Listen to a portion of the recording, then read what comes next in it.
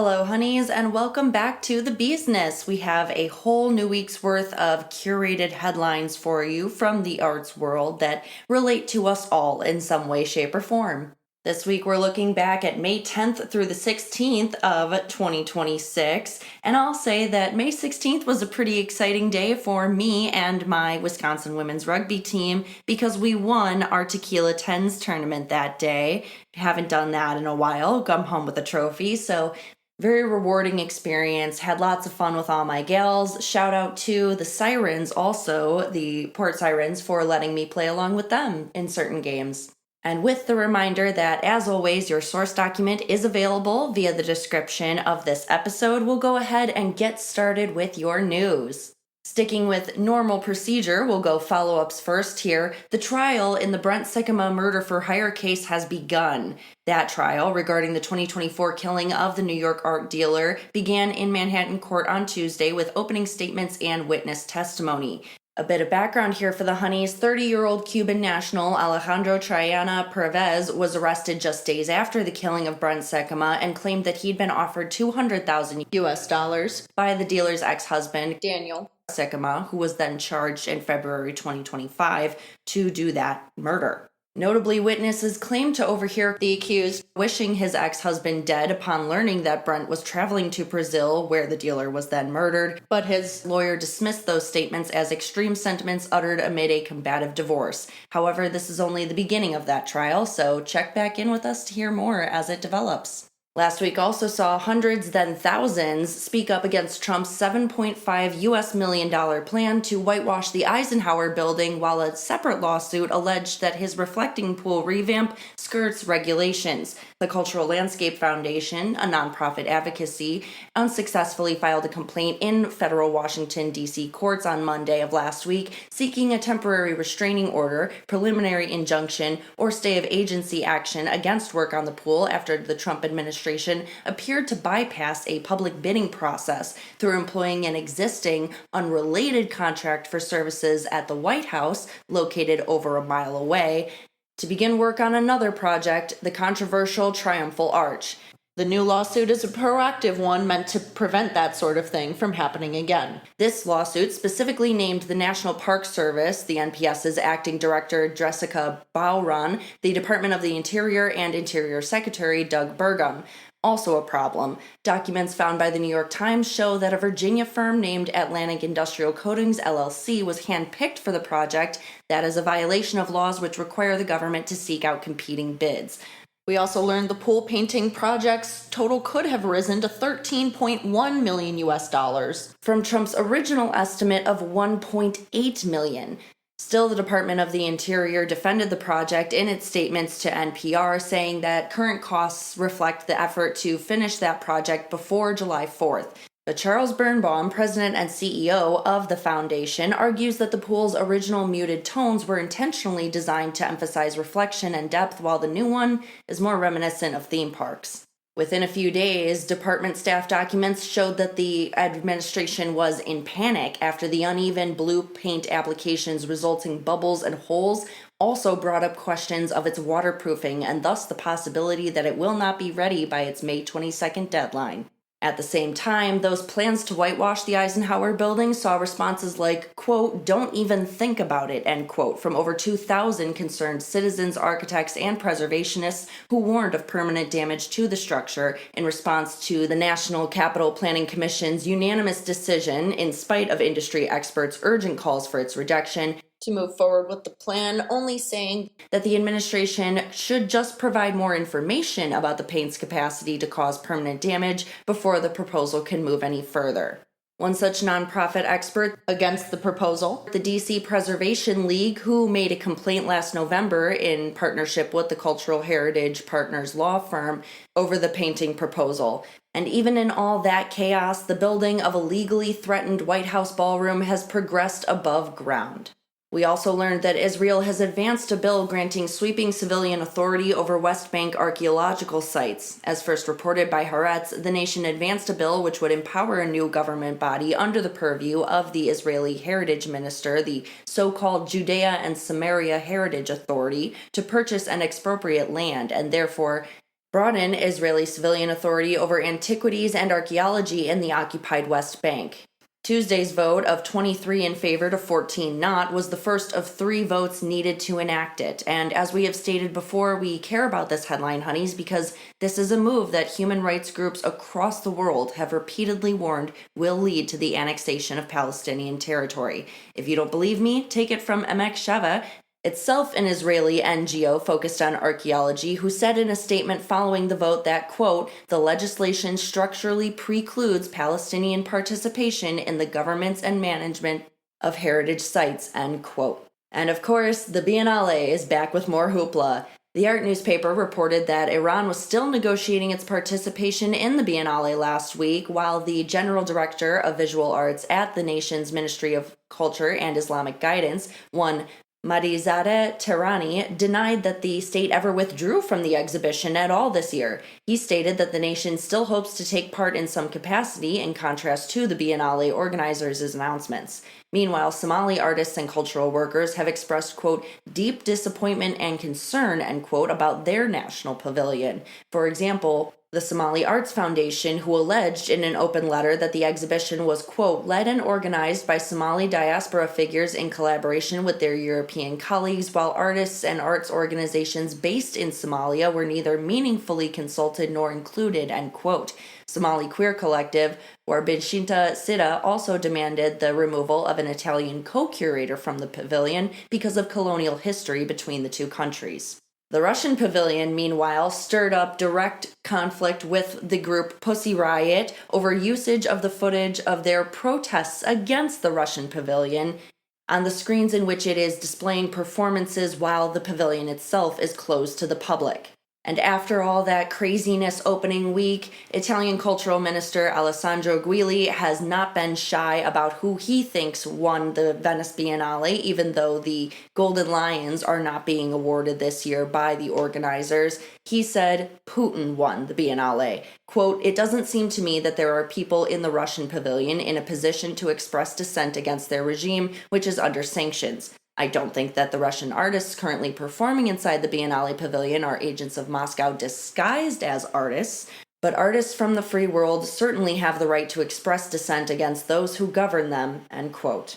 And an update from one particularly famous past story, the French Parliament accused the Louvre last week of prioritizing prestige and influence over security prior to the jewel heist. Le Monde, a French publication, writes that the report ordered by bipartisan members of the National Assembly, which heard more than 100 testimonies before producing its findings, has raised serious concerns about, quote, worrying conditions, end quote, at the nation's cultural institutions. Apollo magazine reports that the deliverable includes a section dedicated to problems at the Louvre, which details its quote-unquote dilapidated state and characterizes the time it spent under previous director Laurence Descartes as one of, quote, dysfunctional drift, end quote. The French MPs overseeing the government commission investigating the shocker October heist used its finding to accuse the museum of deprioritizing security, as the report's 40 recommendations include things like reworking leadership structures, raising museum budgets, and overhauling outdated systems. One of 9 former Louvre employees implicated in the ticket fraud scandal that cost the museum over 10 million euros in recent years, and which was found out shortly after that heist, was also charged last week. And we care about the scale referenced in this report because these interviews with hundreds of professionals found that museum security across France remains a, quote, blind spot, end quote, as only 23% of French museums had emergency and risk prevention plans, 25% had completed programs for cultural property protection, and only 54% of public museums, French museums, were fully equipped with video surveillance technology as of 2024. Obviously, this is an area they need to beef up, and hopefully they'll take that report seriously and do it. And surprising news from last week, 2 different paintings as provenances were revealed to have SS connections. The first was Portrait of a Young Girl by the Dutch artist Toon Kelder, which was about one of 1,100 paintings that the Nazis took from Jewish art dealer Jacques Goodsticker during the Second World War. It was passed down through Dutch SS commander Hendrik Seyfart's family after his death in 1943. One of the granddaughter's relatives reported the painting to Dutch art detective Arthur Brand, admitting he'd been told to keep the painting's provenance a secret even though the family no longer owned it. The statute of limitations for that theft has passed, and the Dutch Restitutions Commission does not handle claims against private individuals, however, so as Brand said, quote, the only way to get it back was to announce it, end quote, and the owner has since handed it over to that arts investigator, so we may see it enter the collection of some museum or another pretty soon. The art newspaper also reported that Lucas Cranach the Elder's Cupid Complaining to Venus of 1526 through 27, now owned by the National Gallery of London, once hung in the Munich apartment of Adolf Hitler himself. It can be spied in the center of a blurry black and white photo dated to the 1940s, which was recently republished in the journal Kunstchronik in an article by art historian Bridget Schwartz. That was in 2023. Schwartz confirmed Hitler's ownership of the painting by discovering it within an album at the Library of Congress in D.C. in 2006, which contained individual photographs of artworks owned by the infamous fascist. Schwartz is also currently writing a book on exactly that topic. The story gets even stranger, though, at the end of World War II, when American journalist Patricia Lockridge was made mayor for the day of a town near the Austrian border where Hitler owned a mountain retreat, and she was allowed to pick out an artwork from his nearby warehouse to keep. She tried selling this piece to the Met in 1962, but eventually the London National Gallery acquired it from a New York gallerist who lied about where they got it from. To be fair, though, the London National Gallery has been transparent about the work's questionable provenance since 1999, so this is more of a, hey look, cool thing, than a, hey look, somebody broke the law kind of story. The Metropolitan Museum over in New York was in the headlines quite a bit this last week as well, announcing a major expansion with a merger of the Neue Gallery, a private New York museum known for holding one of the largest collections outside of Europe of early 20th century German and Austrian art. The Neue Gallery will become a part of the Met in 2028. And that merger is notable because it would, according to director Max Hollein, significantly expand the Met's holdings in that area where it's not very strong currently. Although works from the Neue may go on view at the Met after that point, the Neue's Gustav Klimt painting, Portrait of Adele Bloch-Bauer I from 1907, will remain in-house. This is notable as one of several recent major expansions of the Met Institution's modern art offerings in anticipation of its years-long effort to build a new wing for modern and contemporary art.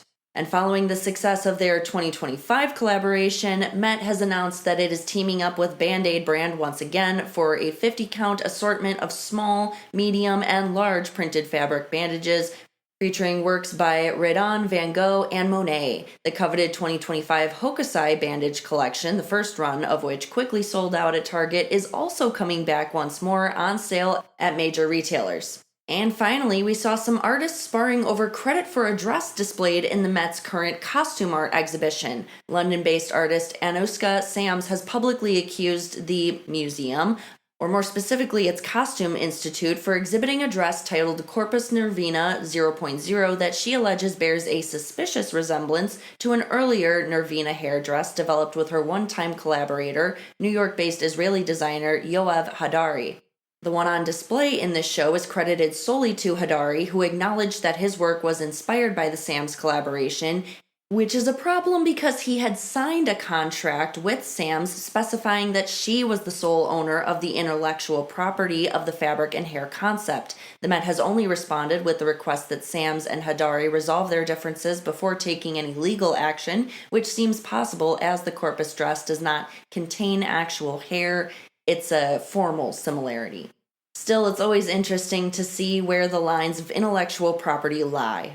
We also learned that Susan Fisher Sterling is retiring as director of the National Museum of Women in the Arts. Sterling has spent close to 4 decades at the institution overall, having joined just 1 year after its founding as an associate curator, and with the last 18 as its director. We noticed her retirement because it comes amidst a particularly tough time for American museums under the latest Trump administration, especially for Smithsonian. And the National Museum of Women in the Arts has faced direct criticism from Trump as recently as 2025. And moving on a bit from major institutional announcements to our kind of thinker section for the day. And I'd like you all to, if you are not driving while listening to this podcast, pause it after each one and DM us your take. We're curious to hear what the honeys have to say about some of these things. Our sources also drew our attention last week to a program that has challenged traditional fundraising since 2007 by taxing cigarette purchases. In Cleveland's Cuyahoga County, over 4,000 grants to 485 nonprofit organizations have been made in this period, totaling 270 million US dollars, while only 48 million US dollars was awarded to the entire state of Ohio from the National Endowment of the Arts in the years since 2007. And even more interesting, this isn't the first program of its kind. Art News writes, quote, seasoned art world observers may recall that cigarette money used to support a prominent New York museum outpost, the Whitney Museum of American Art at Philip Morris, which operated from 1983 to 2008, end quote. What's also fascinating, this program may be making itself obsolete. Tax revenue has fallen by half because the much higher than national average adult smoking rates in Cleveland has also fallen from 35% to 19% over the past decade. This is, for now at least, still a hopeful story, as voters, quote, overwhelmingly, end quote, voted last year to more than double the tax rate and keep this program going.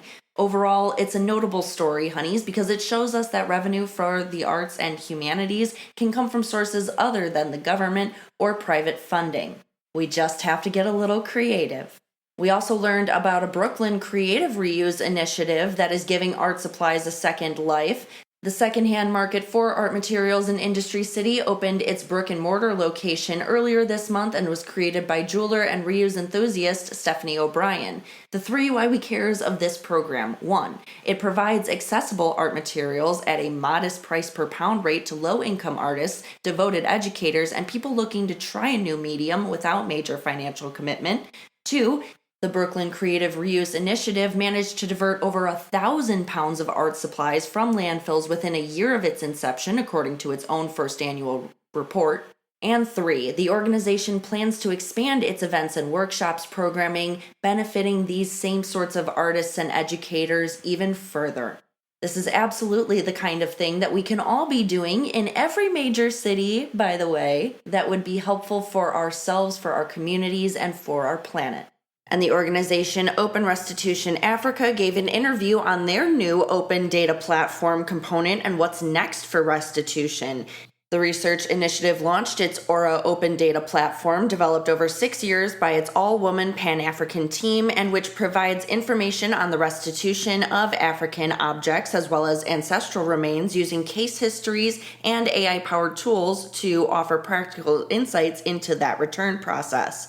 And the why we care here is this resource is available to French and English speaking users for exploration of these restitution efforts and their outcomes, which helps individuals as well as communities to develop their own restitution strategies. Furthermore, as the founders note, most of the African people working on it are doing so on their own time, not as a job, which means there's a clear desire for this kind of information by the public that it is being designed for. Founder Molemo Moiloa explains, quote, one of the things we were really interested in from the beginning was finding ways to make the complexity of that process more accessible. We worked on multi-episode video series, for example, and developed podcasts, and always tried to make them accessible, particularly to a young continent. As we move into providing a digital platform, ensuring that the work we do is accessible is really important to us, end quote. And so what will come next is more digital restitution, centering people in the platform's efforts to, quote, undo centuries of religious, epistemic, political, and cultural erasure, end quote. Perhaps a bit lofty of goals, but definitely becoming more achievable with efforts like this. Our next headline is especially validating for those of us in the arts. A new study has shown that engaging with art is as effective as exercise in slowing aging. The new study by the University College of London, conducted amongst about 3,300 adults between 2010 and 2012, and which was published in the journal Innovation in Aging, suggested that those engaging passively with culture, for example, attending a performance or visiting a gallery, and those participating in the arts by painting, singing, or sculpting benefited equally, a somewhat surprising result. The only difference in the effects between those two types of engagement was caused by the amount of time spent engaging.